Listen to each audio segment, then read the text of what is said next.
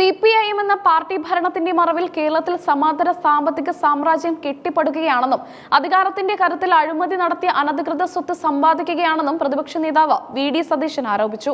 പയ്യന്നൂരിലെ fund തട്ടിപ്പ് വിവാദം സഭയിൽ ഉന്നയിക്കാൻ അനുമതി നിഷേധിച്ചതിന് പിന്നാലെ മാധ്യമങ്ങളോട് സംസാരിക്കുകയായിരുന്നു അദ്ദേഹം. CPIM-നുള്ളിലെ ജീർണതയാണ് ഇപ്പോൾ ഓരോന്നായി പുറത്തു വരുന്നത്. സ്വർണ്ണക്കൊള്ള കേസിലെ പ്രതികളായ പാർട്ടി നേതാക്കൾക്കെതിരെയും യാതൊരു നടപടിയും സ്വീകരിക്കാൻ മുഖ്യമന്ത്രി തയ്യാറാകുന്നില്ല.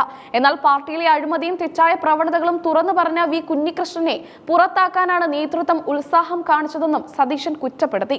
പയ്യന്നൂർ MLA-യുടെ ഓഫീസിലേക്ക് സമാധാനപരമായി മാർച്ച് നടത്തിയ കോൺഗ്രസ് പ്രവർത്തകർക്ക് നേരെ CPIM ക്രിമിനലുകൾ ആസൂത്രിതമായ ആക്രമണമാണ് അഴിച്ചുവിട്ടത്.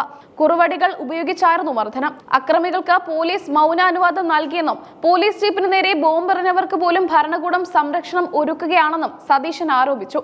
കേരളത്തിലെ ആഭ്യന്തര വകുപ്പ് പൂർണ്ണമായും പരാജയപ്പെട്ടിരിക്കുകയാണ്.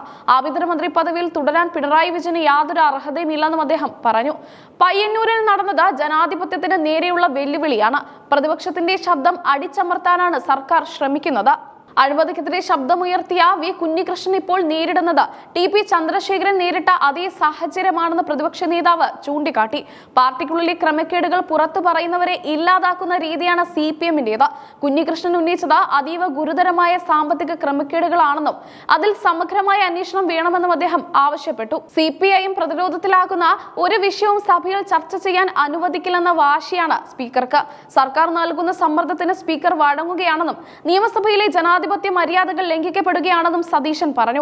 അടിയന്തര പ്രാധാന്യമുള്ള വിഷയങ്ങൾ പോലും തമസ്കരിക്കപ്പെടുകയാണ്. പയ്യന്നൂർ ഫണ്ട് തട്ടിപ്പ് ഒരു പാർട്ടി വിഷയം മാത്രമല്ലെന്നും പൊതുസമൂഹത്തിൽ നിന്ന് പിരിച്ചെടുത്ത തുകയുടെ കണക്ക് ബോധിപ്പിക്കാൻ പാർട്ടിക്ക് ബാധ്യതയുണ്ടെന്നും KK രമ MLA പറഞ്ഞു. രക്തസാക്ഷികൾക്ക് വേണ്ടി 25 കോടി രൂപ വരെ പിരിച്ചിട്ട് അതിന്റെ കണക്കുകൾ കൃത്യമായി നൽകാത്ത ചരിത്രമാണ് CPIM-ന്റേതെന്ന് അവർ ഓർമ്മിപ്പിച്ചു.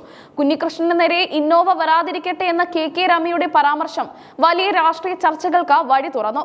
അഴിമതി ചൂണ്ടിക്കാട്ടുന്നവരെ ഭീഷണിപ്പെടുത്തുകയും കായികമായി നേരിട്ടും നിശബ്ദരാക്കുന്ന ശൈലി CPM അവസാനിപ്പിക്കണം. പയ്യന്നൂരിലെ ഫണ്ട് തട്ടിപ്പിൽ നിയമപരമായ അന്വേഷണം വേണമെന്നും അവർ ആവശ്യപ്പെട്ടു. പയ്യന്നൂർ വിഷയത്തിൽ പ്രതിപക്ഷം നൽകിയ അടിയന്തര പ്രമേയ നോട്ടീസ് സ്പീക്കർ AN ഷംസീർ തള്ളിയതോടെയാണ് സഭയിൽ നാടകീയ രംഗങ്ങൾ അരങ്ങേറിയത്. വിഷയം സബ് ഡിവിഷനായി ഉന്നയിക്കാമെന്ന സ്പീക്കറുടെ നിലപാട് പ്രതിപക്ഷം അംഗീകരിച്ചില്ല. സഭയിൽ ബഹളമുണ്ടായപ്പോൾ പ്രതിപക്ഷ നേതാവിന്റെ മൈക്ക് ഓഫ് ചെയ്തത് വലിയ പ്രതിഷേധത്തിന് കാരണമായി. പിന്നാലെ ബഹളം വെച്ചാൽ മൈക്ക് നൽകാനാവില്ലെന്ന് സ്പീക്കർ കർശന നിലപാടെടുത്തു. ഇതിന് മറുപടിയായി സ്പീക്കർക്ക് സർക്കാരിന്റെ താളത്തിനൊത്ത് തുള്ളേണ്ട കാര്യമില്ലെന്ന് സതീശൻ തിരിച്ചടിച്ചു. ഒടുവിൽ സ്പീക്കറുടെ നടപടിയിൽ പ്രതിഷേധിച്ച് പ്രതിപക്ഷം സഭ ബഹിഷ്കരിക്കുകയായിരുന്നു. വരും ദിവസങ്ങളിലും ഈ വിഷയം തെരുവിലും സഭയിലും ആളിപ്പടരാനാണ് സാധ്യത.